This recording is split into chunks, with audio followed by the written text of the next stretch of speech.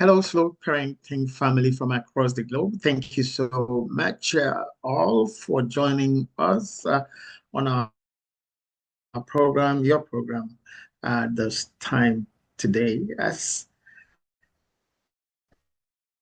every Wednesday at this time, 1 Canada and 7 p.m. West African time, including Nigeria. Welcome once again. My name is Richie Adewusi. It's you know, scheduled to be another interesting edition of the Slow Parenting podcast. And today we're still going to be doing the same thing we do every week. Help us with tips on how to get on with our parenting jobs. Okay. And today, the central thing in getting that job done is still what we're going to be honing in on talking, communication. Yes. Okay. If you're looking forward to raising enthusiastic, active, inspired children, it makes sense to start talking to them and eventually with them, even from infancy. Okay, so today we're going to be looking at that in particular, at that time of starting. Okay, we're not talking about any specific issues now in those conversations. Be anything, just fun talk. Okay, not specific. Is to get started. Okay, get the talking process started. And when you would have created or built that communication relationship with your child from infancy, a bond, a bridge would have been built. Okay, a tunnel for exchange of ideas, information, feelings, add yours to the list, would have been put in place. So it now becomes, it's up to you. When I say you, I mean you and your child or you and your children, what you decide to put in that communication relationship. Remember, in my book, I mentioned Professor Wilbur, who said in one of his many works that communication on its own has no life of its own. Okay? The life in communication is dependent on what individuals or groups in a communication relationship put into that relationship. So by the time you have built the structure is to get started, okay? Get started, okay? Eventually, you begin to add to that initial, structure you have built, whatever kind of materials to strengthen it as you get along. But the first thing is, don't say, oh, you won't understand. No, they do understand.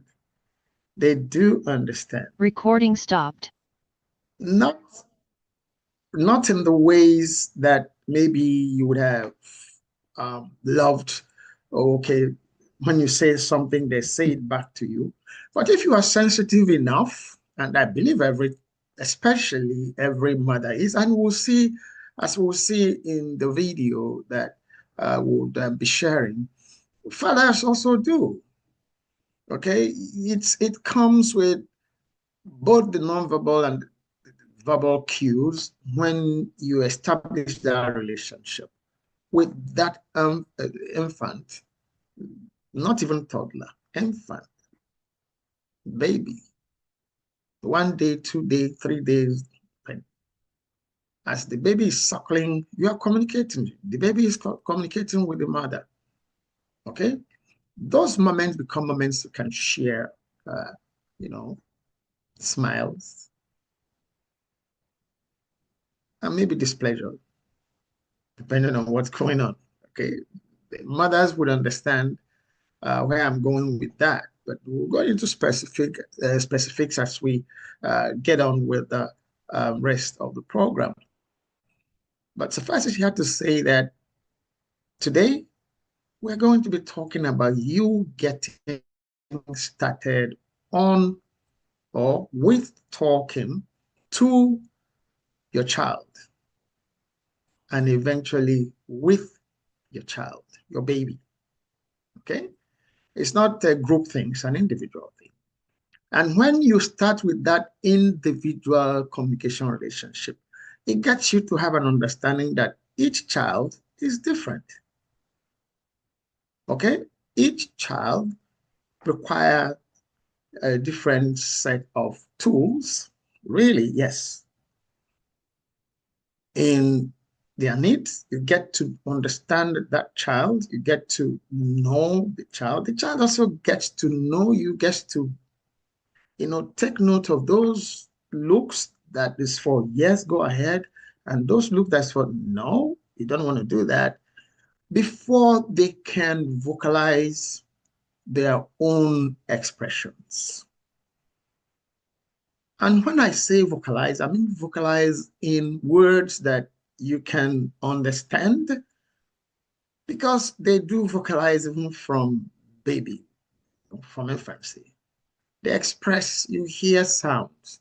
Sometimes some parents can decipher the sounds their children make. They say, oh, okay, you want that. And the child will respond. It starts with paying attention. Okay? It starts with paying attention. At that point, we need to make use of all the tools that I wrote about in my book, The Talk Therapy. Talk standing for time. T standing for time. A standing for assurance, and L standing for listening, and K standing for knowledge. Knowledge. The first three leads to knowledge. Yourself. The child gets to know you. That's the talk therapy. Okay? So, in getting started with establishing a communication relationship with your child, you need all of those tools. Time, which will build assurance, which will be sustained with listening skills from both sides. You will see that in play from the short video we're going to share of a conversation between a baby and the mother. Very hilarious, very funny, but then serious. Serious issues were going on there, but in a very relaxed, funny mother-child, you know,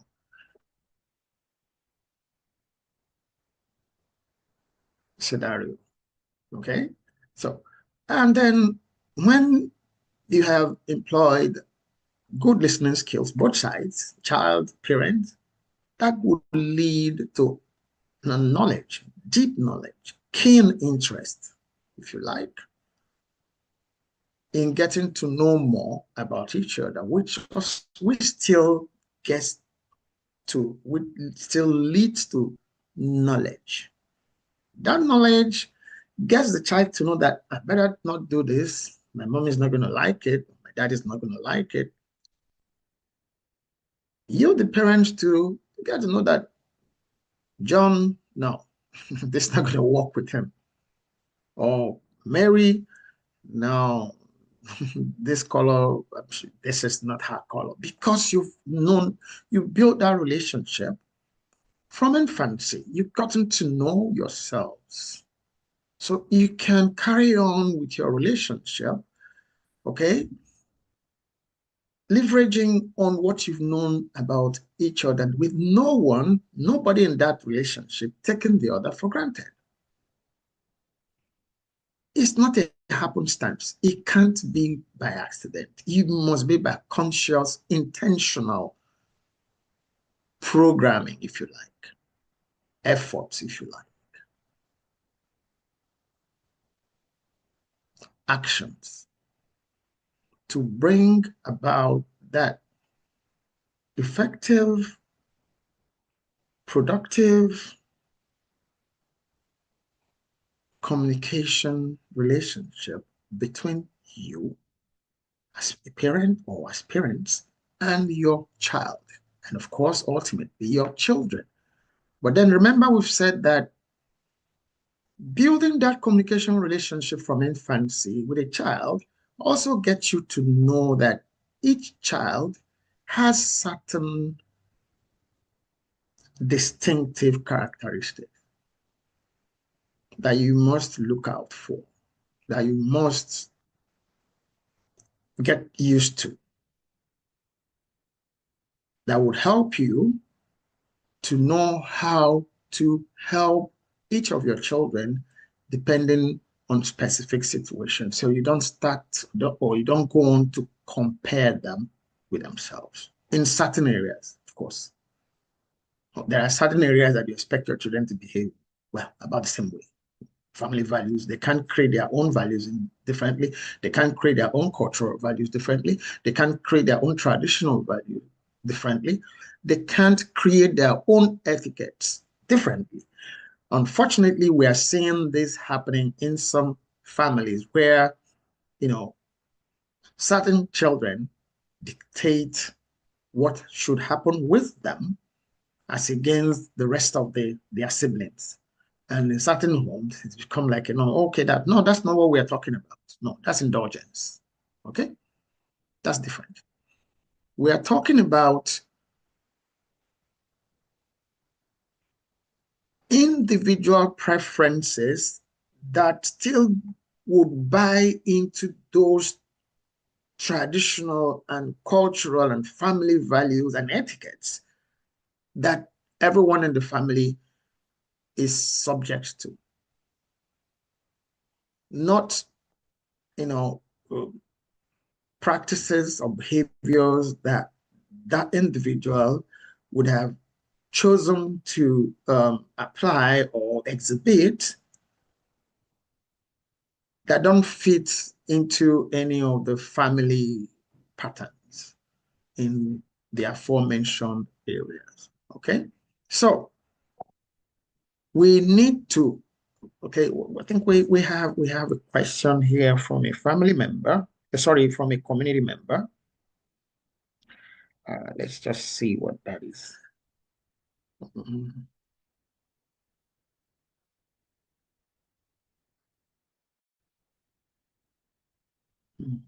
It says, do I think, just a moment. I just saw it a moment ago and I don't know where it's disappeared to.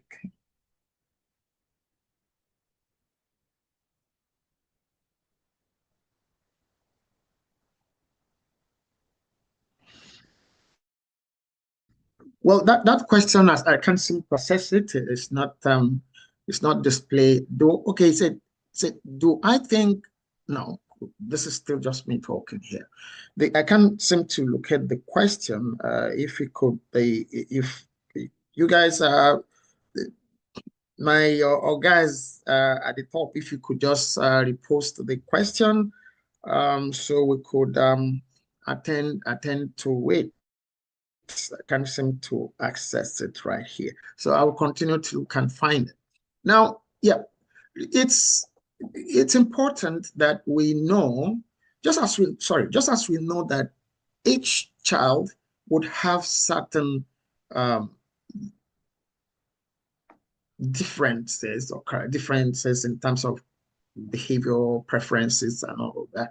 But those preferences must be guided to, align with the family values, okay? The cultural value, the traditional values, the etiquettes of which that family is known or should be known, not individual. So it starts early. It starts from that point that you start having those um, giggling conversation, those tinkling conversation with that baby from whatever day old, month old. Okay, you start. It builds up, and then because you've started and it gets to build up, you then begin to, it's just like you start feeding a baby with breast milk, eventually with some formula, then some cereal, and then some solid food. This is communication. You begin to apply age appropriate, okay, issues in that communication relationship in the way that the child would understand. Just as we see in the video, it doesn't matter, that it's funny, but then that mother that you see in the video, which we will play for you in a moment, is establishing the fact that you need to, by the way, it's a mother of 7 children. The baby in the video we're going to see is her, youngest of the 7. And then she has made it a habit to speak with each of them in specific ways, especially when they are about to go on a trip, when they have to use a car. You can understand that talking to maybe a 4, 5, 6 month old child, and this is how you behave when you enter this car, as if the child walked into the car by herself.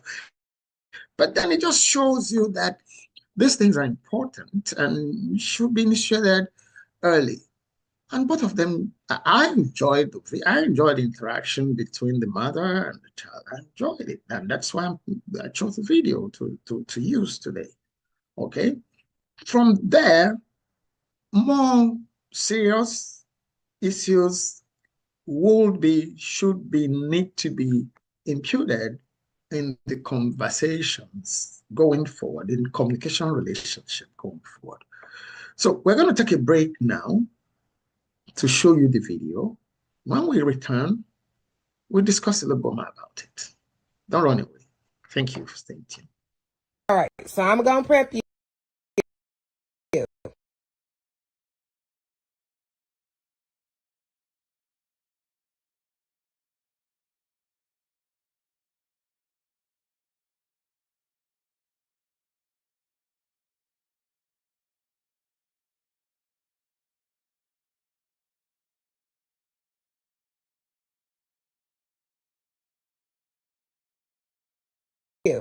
Like I had to do the other 6. When you get in this car, do not start crying, because you already ate, you already changed, you just had a bath, and you got on dry, clean clothes, okay?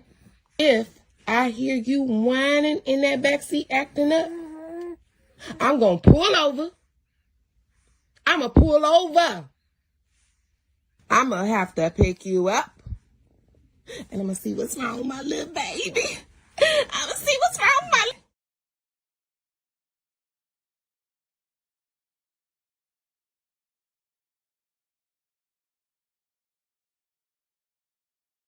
Tend to use very long videos in the course of this podcast. As I said to you, it's an interesting one. It's funny. Okay. And you could see the child respond, even the facial expression, as if, what are you talking about? Okay, yeah, don't do that. Don't. Oh, really? Oh, okay. Yeah. What's important is that it's a practice that needs to get started. Okay. The question we were looking for earlier, I found it. It said, do you think babies remember and understand what you tell them even under a year? From the video, you will see that what's important is what is happening at that moment. Whether the child, they keep things, of course. They begin to notice when you frown, when you're smiling, to smile back at least. When you frown, to wonder why you're frowning. Okay, they can talk, but they can express themselves. So if the question is, do they store the information you have given them? They store the information in a different way from the way adults would maybe store information. Of course, they will recall. If they don't recall, they won't remember eventually what makes you frown. To remember when you give a certain kind of expression, it means no, don't do that. Or when you smile, it means acceptance, it means encouragement. Okay, so they remember.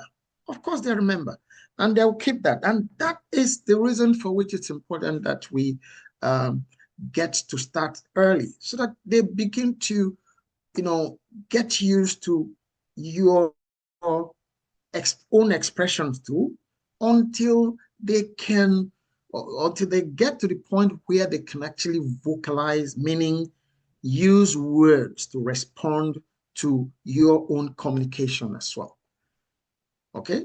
When I say vocalize, you could hear her giggling. And yeah, it's vocalizing, but you cannot say this is what she said.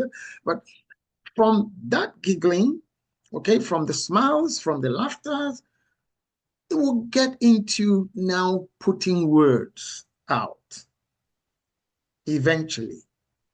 But if you are waiting for the time the child could respond in words to your, interaction, you might have started quite some late, might have been quite late in getting that communication relationship started. What we recommend is what you saw in that video. Maybe it's just like a joke, but then you could see that the mother was serious. And then, of course, at the end of the day, the mother turns the whole thing into the play. It's supposed to be, and the child smiles. It became, my baby smile, my baby smiles. But then a certain level of information has been passed. When you are in this car and I'm driving, you don't begin to do stuff that will make me pull over. Yeah. Because when I pull over, that means where we're going, I have told the other six, and I'm also doing the same thing with you now. So everybody is in line. Everybody understand. In this family, when we're on a trip, we don't misbehave in the car. There's a message is passed. Okay? You don't begin to whine and no, sit quietly, be a gentle lady. Okay? Cooperate with everybody else. They'll get where we're going. The mother has passed that information. He didn't wait to say, okay, this one will not understand what I'm going to say. No, didn't do that. He went ahead. Yeah. Okay. When you come into this car, this is how you expect it to behave. When you are at home, when you are at the dining table, when you are in school, depending on the ages of the other six children, I want to believe that that mother would have left appropriate instruction to each of them according to their ages. And that's what we mean by have age appropriate conversation, give age appropriate responses. Okay, give age appropriate information about specific issues concerning that child, concerning your family, concerning your situation, concerning your position at specific times for specific reasons. The most important reason is there's a bond. Why do we need to do all of this? You need to ensure that you are the go-to person for your children. You are that person they run to for anything. Any form of information, any form of clarification, you make yourself that go-to person. From infancy, you build that relationship. You don't wait till your daughter, it's not on the night that she's going to, the traditional wedding. It's okay, kneel down, let's now tell you how to behave in your husband's house. The young woman will be laughing inside, like, oh my God. I mean, you people are very early to say, okay, when you get there, behave like this, behave like, and unfortunately, that's what happens in some families. I don't want to exaggerate to say in most families, if it does happen at all. Okay? It's not that, no, it's not that day, it's not even that period that you begin to teach your daughter or your son, yes, your son, about how to behave in a marriage, in a home, in a relationship. It starts from that kind of conversation that you saw that mother have with that baby in that car. That mother would not have any issues with now initiating other kinds of discussions with that child as that child grows. That's why it's important that you start from that stage. You establish, yes, I can talk with you. Maintain eye contact. Okay. Smile when you're saying pleasant. Show a serious expression when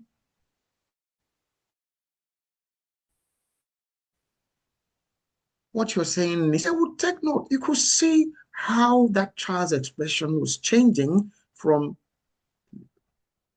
yeah, it was following the mother's tone and body language. You establish those. You don't wait till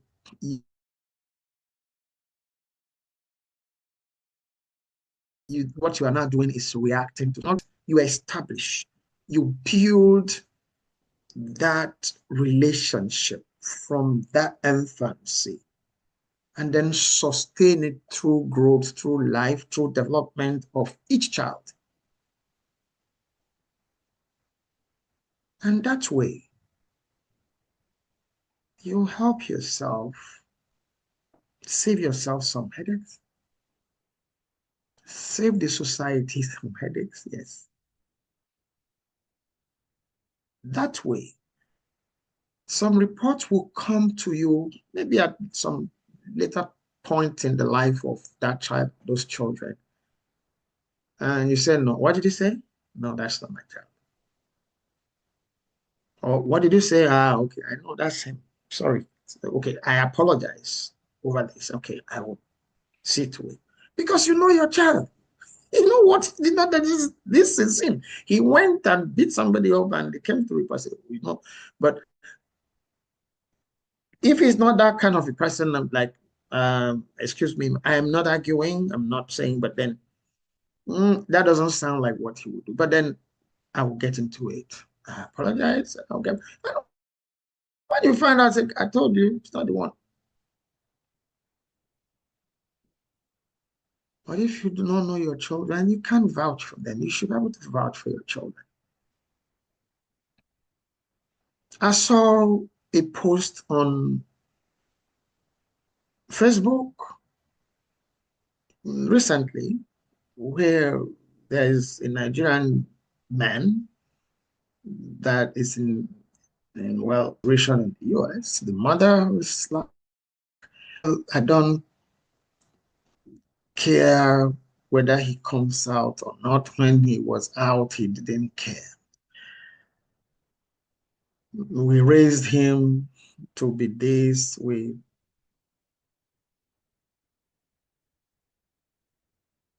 If I were his mother or father, I'll probably not even make any such public statement because again, says some about, well, the relationship.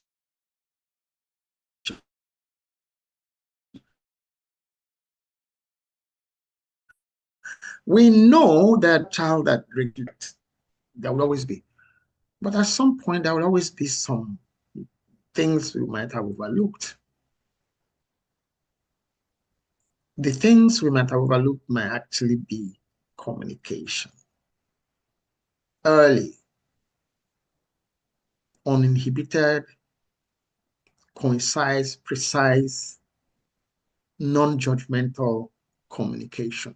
They might not have told that child that what he was doing that time was a particular thing, or it might just be what I'm telling you, will be warning you. What are you warning the child about? Be specific, say it. And then, of course, say what certain kinds of behaviors could lead to, and what will be your position if that child now goes on that route and arrives at that destination that you've said, don't take this road, this is where you are going to end up. Then you can now begin to talk in this way. Well, we didn't, from what I understood from that post, it was like, well, he didn't help us. It wasn't so much about He decided to, he didn't care when he was out. That doesn't cut it for me. I'm speaking for myself. Okay? You're talking about help. So if when he was out, he was dishing out the money to you also, yeah, well, he did well. Maybe you'll be defending him and say, okay, maybe he didn't do wrong. That's not it. We need to let our children know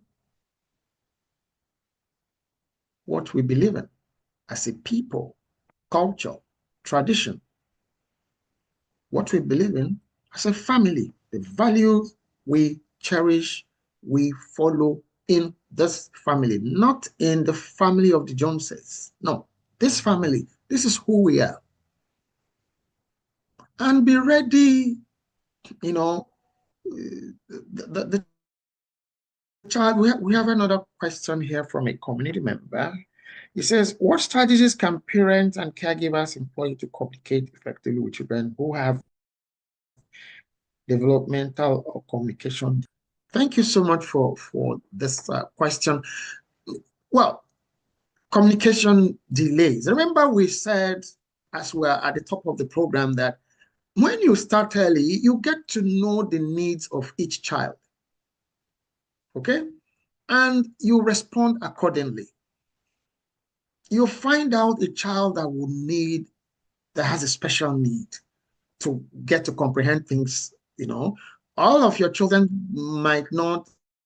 would not comprehend things at the same rate. That's why we say if you get to know them so that you're not judging them for what is not their fault. There are some, you said, what strategies? There are some strategies that you would need help with, meaning you will need some therapists to help you with. But you need to know that there's something different. I was watching a video. I saw a video online. Yeah, to look at things online. And if you are a communications person and you have to do certain things, of course you do research. And I saw a video online with a child who they gave lime.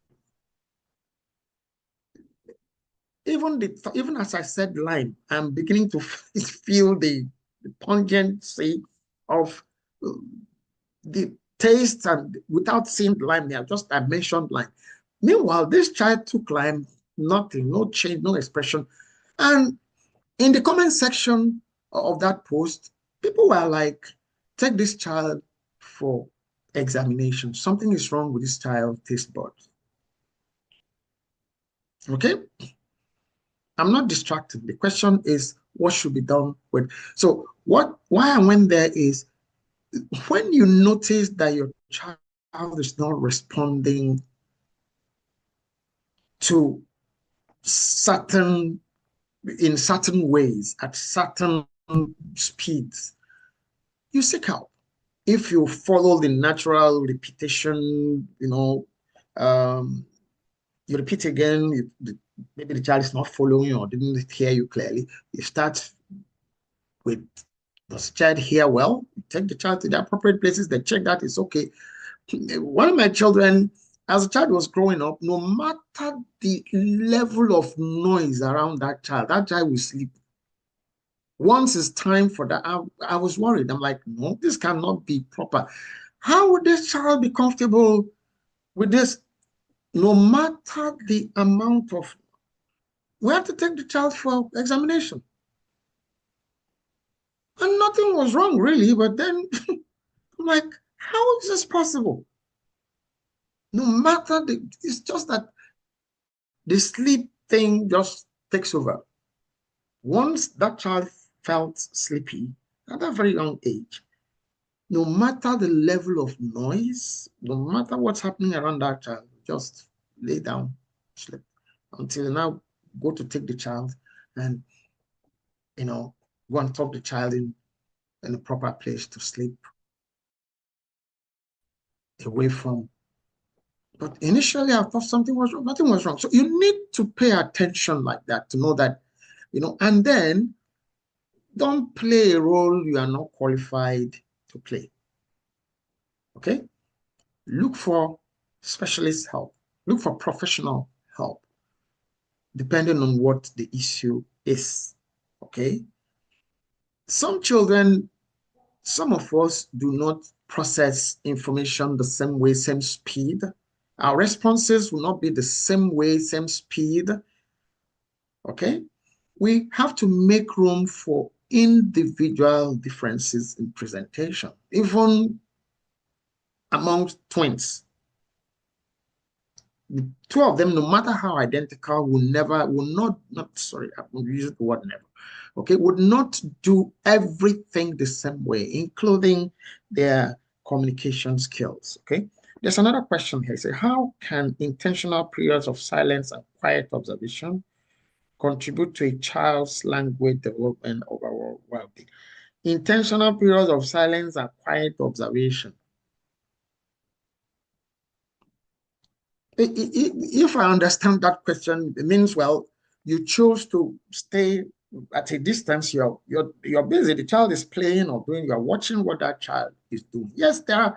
You also need to give your children space. Yeah, then they also have their own.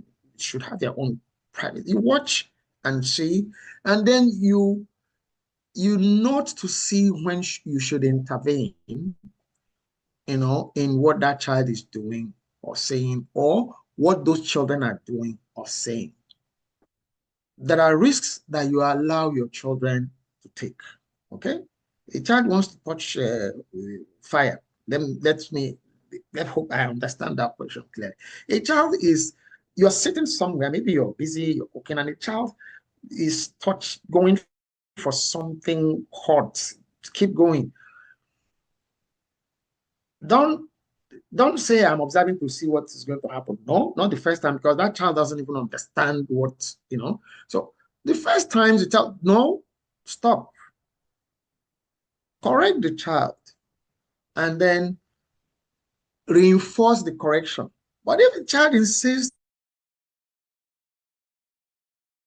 to go, then sit back and watch. If you touch thing and feels the heat, okay, cool. Next time when you say stop, hot, no, there will be no need for calling any prophet to come and tell the child what will happen if he touches something. Okay? You must know when to intervene and when to just watch. Okay? Um, Intervention is important. If you do not impute the initial consequence for doing certain things, if you do not initiate the initial doing some things wrong, initiate rewards for doing some things right, the child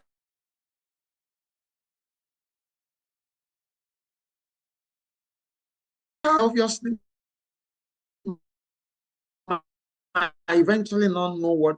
So you would have, well, I told you, next time the child wouldn't go there. The other, I think the second part of the question is um, contribute to a child's language development and overall well-being. Language development, when you say don't touch that thing, you say some children, when you have said don't touch that thing, is fire, it's hot. The child might still be interested in going to touch that object. Is the child that will be repeating the thing, fire, fire. You say, yes, fire. There's understanding. Yes, you are reinforcing it. Yes, it's fire. But the child could still be laughing and be saying fire, fire, fire, ooh, fire, and it touches, cry. It's up to you not to leave him to cry a little bit to say, okay, I told you so. Oh, okay, don't worry. Oh, come, come, come. No, don't do come, come, come. No, I told you don't touch it. But I didn't say don't attend to the child to see whether the bone is there so that it can, get the child the attention it needs, even when he had overstepped, he had gone contrary. Also, okay. And then when you are now applying the soothing balms and medications and all of that, you're now telling the child, I told you. Well, now you know. Next time you touch that thing, you're gonna get burnt again. The child learns. Okay, the child learns and develops. Okay, along those lines. And it's like The conversation of that mother in that car, if you whine, I'm going to pull over. Of course, the child doesn't know what pull over is, but then it's maybe on a day that she started whining, pull over. I told you I'm going to pull over. And she pulls over. Another time, you will remember the mother will not just pull over. Not say, I told you, don't whine, I'm going to pull over. Okay? I told you, don't get restless on your seat. I'm going to pull over if you continue. The child will hear, would understand actually. Okay? The child would actually hear and understand. And maybe stop whatever it is the child is doing that the mother is cautioning her not to get on with. But the child continues, the mother pulls over, okay? The child would have imprinted that in his or her developmental program to know that when this happens the next time, my mother will pull over and something is going to happen to me. Okay? So it's like the call and response in African folklore. You must call before the response comes. You must call. It's like return demonstration after a training. You've told the children, this is what's going to happen. This is how to do this. This is how not to do this. This is how to behave. This is how not to behave. Things that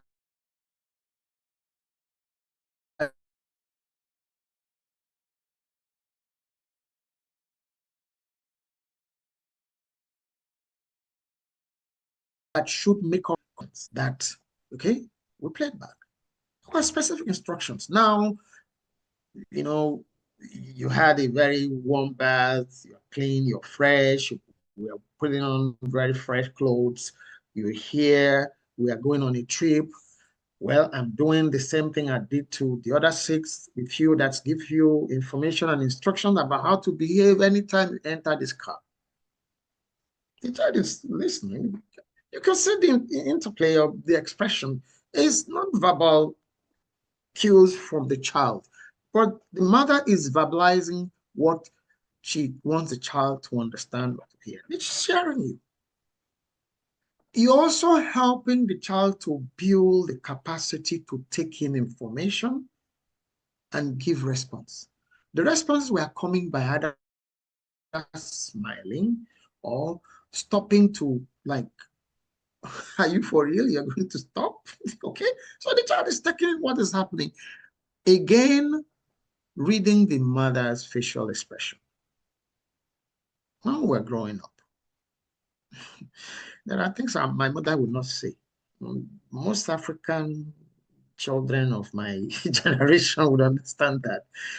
There are things your mother will not say, especially in public, especially when you are in the midst of other people or you went for a function, okay, or in church or wherever, in a public gathering. If you're at home, of course, she will tell you. But outside, she only needs to look at you in certain ways and you know you are dead. It's just not that.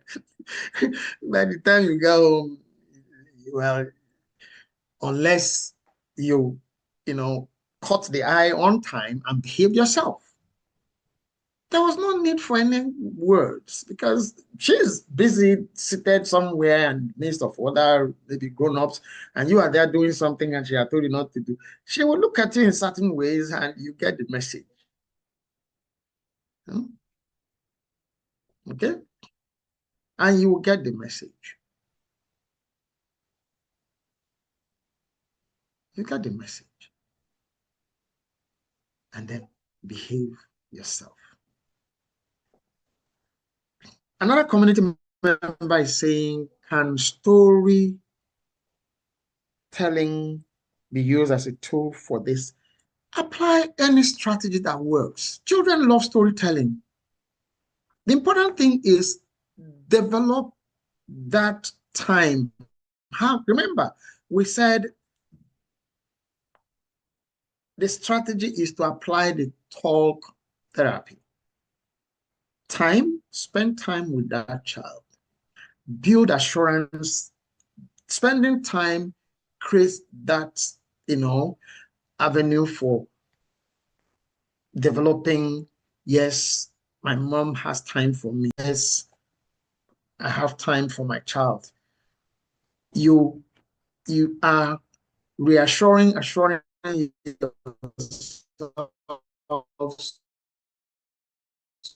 you care about yourself.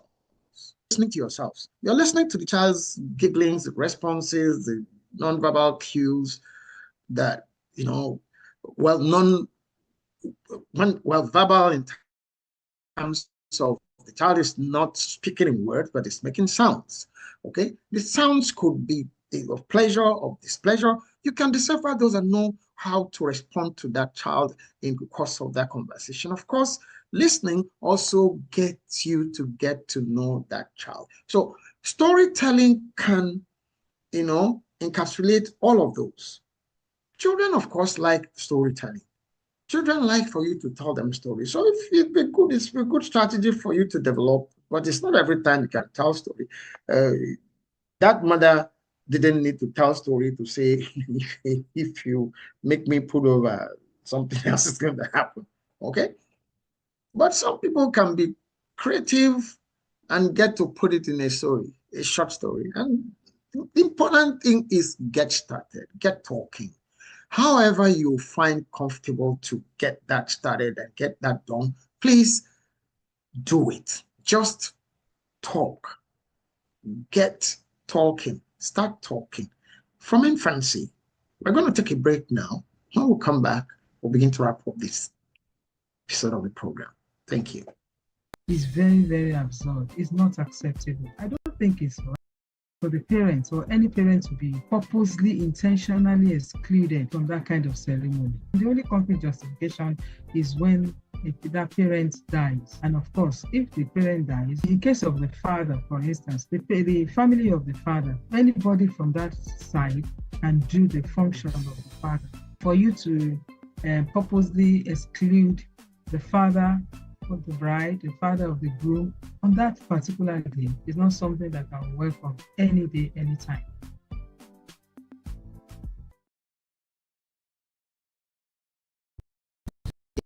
It's important that the coverage to parenting profile must be mutual communication, open, sincere, non-judgmental communication. That also becomes helpful when you are taking that child through how to do that chore that child is showing interest in, but not getting quite right the first time. Oh, no, wait a minute. Hey, wait. Okay, let me show you. And the child went, okay, Dad, really? I didn't know that.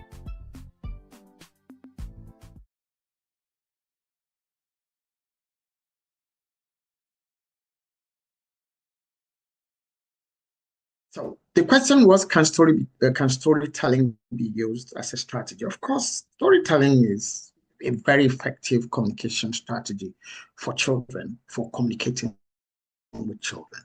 So if you are gifted with storytelling, or you can, well, you don't have to be an expert or a professional or whatever, just make up your own stories and tell. Hey, the important thing is communicate. Start early. Sustain it. Don't wait for when you're only using communication to correct, to warn, to caution. Communicate when you're happy, when play, that's communicating. Okay? A child you have developed a communication relationship with at play would not resist your correction when you now also need to correct that child. But a child that the only time you have time to say stuff to the child is when that child might have, stepped out of line, would develop resentment for you and for that relationship. Okay? And might, begin to think that that is also the best way to behave in relationship with other people. That is that child's relationship with other people. You don't have to say anything to something is wrong. No? Say things when things are fluid, nice, joyous, celebrated. Then it gives you with to also then have to say things when things are not going right. Okay? You don't get your children to, when they say, John, you say, wow, what did I do this time?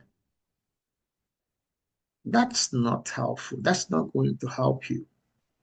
John, yes, daddy, is coming joyously, and then maybe something has actually gone wrong. Okay, how did this happen? No, not John, wow, what did I do now? There's already a break, there's already a disruption in that relationship. But because he's still your child, he's still in your home, well, you will tolerate John and come. What did I do this time? And then when that child probably has, the liberty of not being with you or close with you, it becomes difficult to communicate with that child. And you begin to ask yourself, why did I go wrong? You went wrong from infancy. You went wrong from the point at which you were not appreciating the little smiles, the giggles, and then, of course, the little missteps. They say, no, it's not that way. You're correct. The child gets used to you applauding and gets used to your disapproving, either with a look or by words. The same way you also approve with a look, oh, wow, good job, good job. We're playing maybe a team event in the school, in the club, in the neighborhood, children's group. The child gets to know that. Also know that, no, don't do that. You have not spoken. The child knows you. When I do this, that doesn't like that thing you do. Don't do it. Yeah. There are children that you don't say nothing. We're just looking at that. I didn't know that that look. I know that look. I know that look. I understand that. That's a very good one. And the child will stop whatever it is. But you would have built that relationship from infancy. That's what we are saying. So if you need stories to do that, why not? Okay? One thing storytelling does is storytelling removes you from the picture. You're telling a story using the lion and the hyena or the tortoise and the fish. Okay? It could be the mother fish telling the baby fish something, don't do this. The one that didn't get it right, something happened. So it's not you, it's the mother fish. Okay. Do you want what happened to the baby fish to happen to you? No. Good. The child gets it. But it's not you. Do you want mommy to do this? No, no, no. It's not mommy or daddy doing this. What happened to baby fish? They don't understand that. Do you want what happened to the tortoise to happen to you? No. That's the usefulness, well, part of the usefulness of using analogies, using stories to, communicate with children. If you are good at that, learn how to tell stories if you can't. Okay? But by every means necessary, talk. Start early to communicate with your child, with your children. Okay? That way, you would have started building that bond that if you sustain that communication relationship will not disappear no matter how old or how distant you get to be with your children. Okay? Is it difficult? No, it's not really. It's just for us to get started. Okay?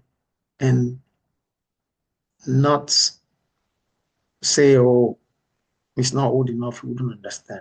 Put it in the way they will understand. Like that mother in that video. Say what needs to be said. Express acceptance by smiling, by nodding.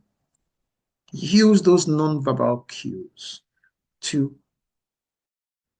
commence, initiate sustain your communication relationship with your infant children and sustain and add as they grow other components, other ingredients that are needed in that communication relationship. So thank you so very much. That's it on our program today. I believe we have, shared a few things that should be of use to you. Start early to communicate with your children, even in their infancy. Don't say they won't understand you. They do. They do. Maybe not understanding in the way you understand understanding, but they get to know you, and you get to know them. And you continue to build on that until they could get to the point where they begin to vocalize their own feelings and reactions. And you can then begin to communicate using words. You are using words even when they can't respond to you using words, until they get to begin to communicate also using words to respond to the things you're saying. You don't wait till the time they could only use words. Start early. That will help you to get to know them. It will help them to get to know you. It will build that communication relationship that will help with your bonding with them and save everyone some sorts of headache that could come in that relationship along the line. So if we have been helpful in any way today, if anything we've said to find and this program interesting today, please support us. Subscribe, okay? Do subscribe to the Slow Parenting Podcast. We're here live on YouTube every Wednesday, 1 p.m. Eastern Standard Time, US and Canada, and 7 p.m. West African Time, including Nigeria. You will also find past videos from past live streams on our channel, on our YouTube channel, the Slow Parenting Podcast. You also feel free to visit and engage with us through our other social media handles, which you will find in the course of on the pages on this channel. All right, please follow, share, invite your friends to be part of this, and do send us those questions. We thank everyone who had asked questions today, and we hope that the responses we gave were helpful to you. So until we come your way again next Wednesday, or until you visit our channel again, the Slow Parenting podcast channel on YouTube, my name is still Richie Adewusi. Stay blessed and keep talking. Thank you so very much. Bye-bye.